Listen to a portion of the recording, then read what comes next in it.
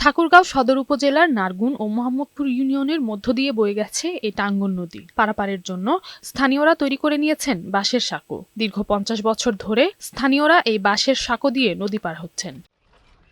প্রতিদিন শিক্ষার্থী সহ 20টি গ্রামের হাজারো নারী পুরুষ মাতৃগাঁও ঘাটের এই বাঁশের সাঁকো দিয়ে যাতায়াত করেন। পার হচ্ছে ভ্যান, সাইকেল, এমনকি মোটরসাইকেলও। প্রত্যেক বছর নদীর পানি বেড়ে বন্যা পরিস্থিতি সৃষ্টি হলে বাঁশের এই সাঁকো ভেসে যায়। তখন স্থানীয়দের ভরসা হয়ে ওঠে নৌকা।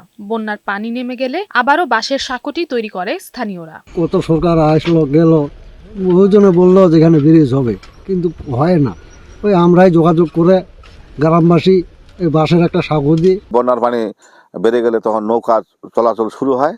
এই নৌকা চলাচল শুরু হলে তখন পারাপারটা আরো দুর্ভোগে পড়তে হয়। প্রতিদিনে 2 থেকে 3 হাজার মানুষ বাইসাইকেল, হুন্ডা নিয়ে পারাপারের জন্য খুব কষ্টকর হয়ে গেছে। স্থানীয়রা বলছেন, একটি সেতুর জন্য নানা দপ্তরে ধর্ণা দিয়েও কোনো সুফল মেলেনি। তাই ঝুঁকি নিয়েই প্রতিনিয়ত এই সেতু পার হচ্ছেন তারা। এই গাড়ি নিয়ে ভয়তে আর যাতায়াত করা যায় না। যদিও ঝুঁকিপূর্ণ থাকে, তবুও কিন্তু মানুষের আশ্বাস, আত্মবিশ্বাসের কারণে কিন্তু যাওয়া আসা করে এই পাশ দিয়ে, সেই জন্য যাইতে পারে।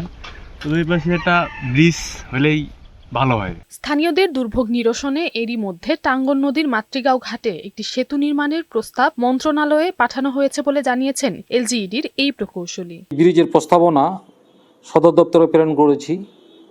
আশা করি এই ব্রিজটি অতি শীঘ্রই কার্যক্রম শুরু হবে এবং মানুষের দুর্ভোগ কমে আসবে। নওশীন জান্নাত, বৈশাখী সংবাদ।